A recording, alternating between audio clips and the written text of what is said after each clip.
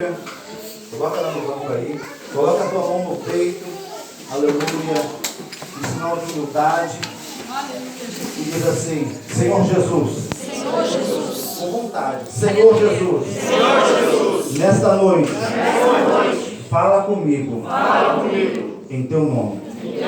Poder assentarmos, em nome de Jesus. Aleluia. Alguns pontos que Paulo ensina, que Paulo deixa claro, deixa explícito para que a igreja entenda. O livro de Coríntios, na realidade, enquanto nós olhamos ele, depois dos 4 evangelhos, vem Atos, vem Romanos, depois vem Coríntios. Na realidade, pela cronologia bíblica, o livro de Coríntios foi o primeiro livro escrito do Novo Testamento. A primeira carta de Paulo escrita no Novo Testamento. Logo em seguida vem os evangélicos sinóticos, que são os 3 primeiros evangelhos. Por que os 3 e não os 4, irmão Daniel? Porque sinótico significa aqueles que entram em concordância entre si. Então Mateus, Marcos, Lucas, ele concordam em alguns sistemas, em algumas parábolas, ou quase todas. E o livro de João, em algumas coisas, ele acrescenta, então não se torna igual nem semelhante. Depois disso, a Bíblia fala que vem as cartas aos Romanos. Por quê? Porque elas foram colocadas em ordens de costumes da época. Os crentes do Novo Testamento, das 4 evangélicos, tinham seus sistemas, seus costumes. Aleluia. Os crentes romanos também tinham seus costumes. E Paulo respeitava tanto um quanto o outro. Os crentes de Coríntios tinham costumes, só que o costume dos crentes de Coríntios, no ato de cear, quando eles começaram a aprender, eles se dividiam, uns vinham amanhã, outros pela tarde, outros pela noite, e havia uma confusão. E quando a Bíblia fala no versículo 22 antes, quando você olha e parece que aquilo ali é ofensivo, quando o próprio apóstolo Paulo diz assim: porventura não tens casa para comer ou para beber? Ou desprezai a casa do Senhor ou aqueles que nada têm? Ele está dizendo assim: uns de vocês vêm de manhã embriagados e comem mais do que deviam. Porque Santa Ceia não é almoço, porque é muito pouco. Deus, aleluia. Santa Ceia não é lanche da tarde, nem café da manhã, porque é pouco demais. Santa Ceia é algo simbólico. Quando a Bíblia fala, que Paulo escreve no versículo 23, porque eu recebi do Senhor. Alguns de nós, ou muitos, já pararam de pensar assim: Paulo escreveu essa passagem porque simplesmente ele leu os versículos. Leu uns versículos do Novo Testamento e viu como Jesus havia ministrado a Santa Ceia. Não. Por isso que a cronologia mostra que o livro de Coríntios foi escrito antes dos livros sinóticos, ou antes do Novo Testamento, ou antes dos 3 primeiros, Mateus, Marcos, Lucas e João. Mas você vai encontrar também sobre o ato da Santa Ceia, além de Coríntios, você vai encontrar em Lucas capítulo 22, você vai encontrar em Marcos, em João, você vai encontrar em outros capítulos a mesma passagem. E todas elas têm a sua semelhança. Mas uma única semelhança tem em todos eles. Quando Paulo dizia assim: eu recebi do Senhor, que também vos ensinei.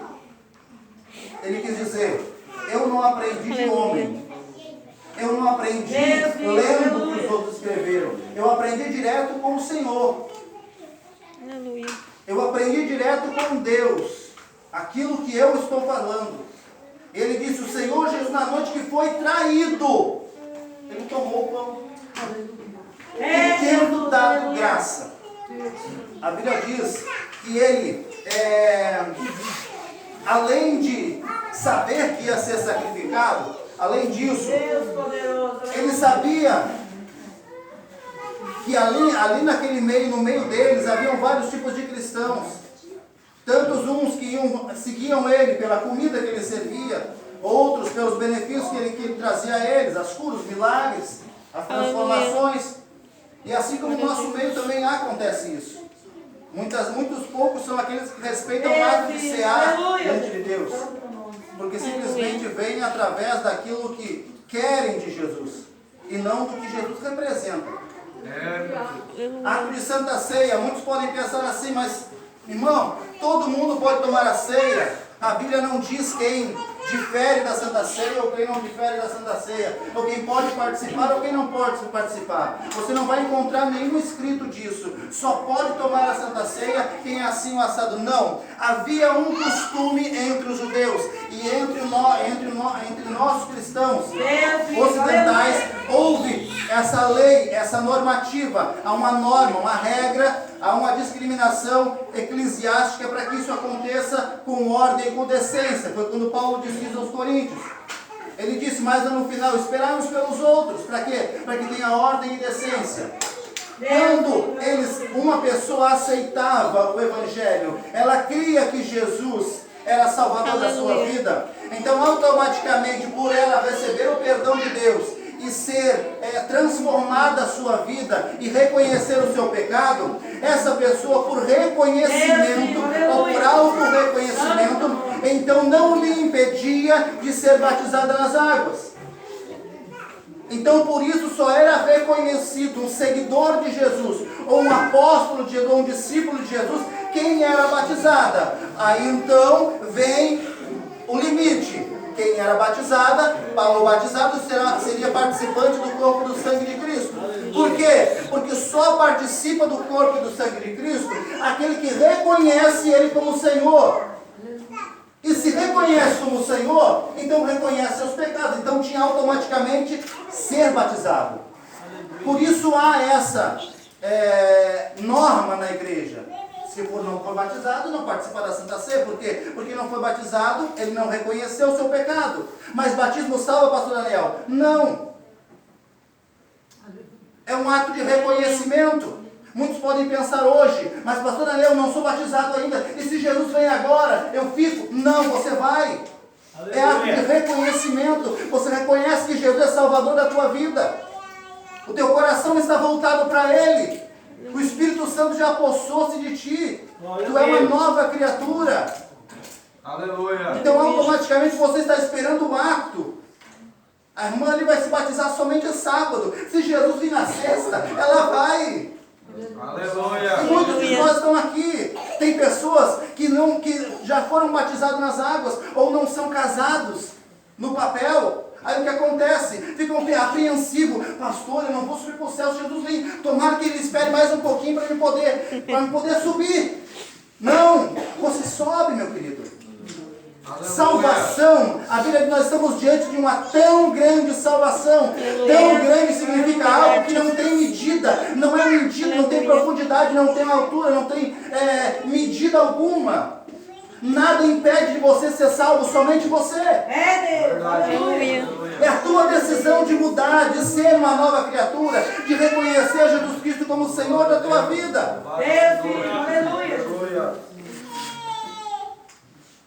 Quando a Bíblia fala de Jesus, ele fala de uma comunhão, Glória a Deus. de algo forte. De algo forte. Quando ele fez o ato da Santa Ceia, ele estava tornando nós íntimos dele. Glória a Deus. Aleluia. Um jovem e uma jovem, olha como os costumes eles estão sempre dentro do nosso nível espiritual. Né? Um jovem, quando ele noivava com uma jovem, ele tinha algo que ele fazia. No momento que ele noivava, ele entregava para essa jovem uma medalha, ou uma medalha cortada ao meio, ou duas medalhas. Uma metade ele levava e a outra ele deixava para a noiva. E nessa medalha estava escrita, consagrada a mim, ou pertence ao Senhor. O que acontece? Ele levava uma parte dessa medalha, ou ele levava uma outra medalha consigo, porque daquele dia em diante, até o dia do casamento, ele tinha um compromisso. Aleluia. Nesse compromisso acontecia o quê? Ele não podia mais ver a noiva. Ele não ia mais na casa da noiva. Não é como agora você namora, enquanto o pai não chega lá e fica assim, ó, você não levanta da cadeira. A camarada fica lá achando que eu dou um pedaço, né? Enquanto a gente não chega lá, não dá uma limpada na garganta, o camarada não levanta. Ele toma café, almoça e janta.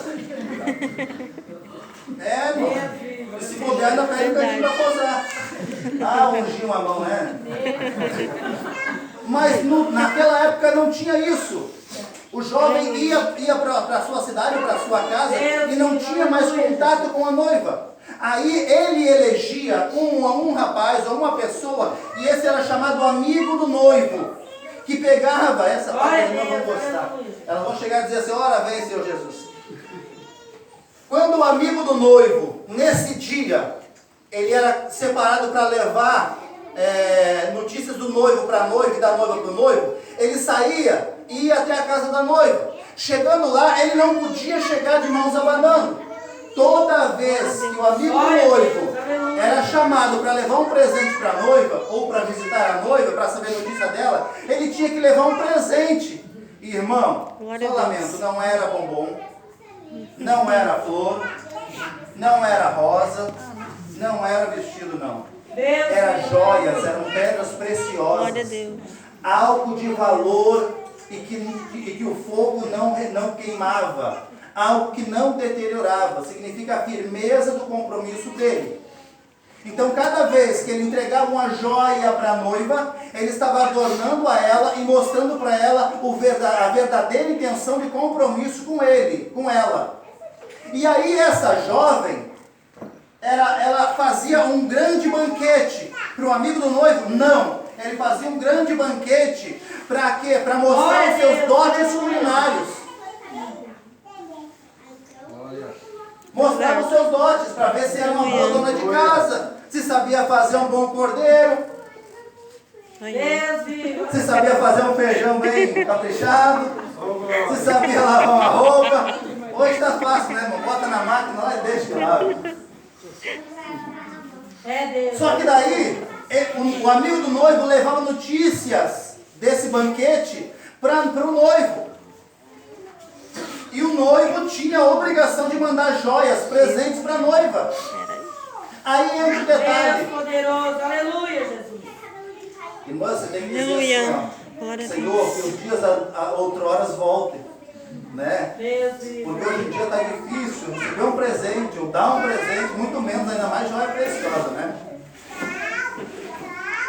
Mas isso a Bíblia diz, ela nos fala de um ato tão maravilhoso e tão simbólico. O noivo é Jesus. A noiva somos nós, igreja. E o amigo do noivo é o Espírito Santo. Ele diz assim: ó, eu vou, mas deixarei um Consolador. Aleluia. Que vai nos consolar. E que presentes é esse que o amigo do noivo vem trazer, irmão? É os dons espirituais. Glória a Deus.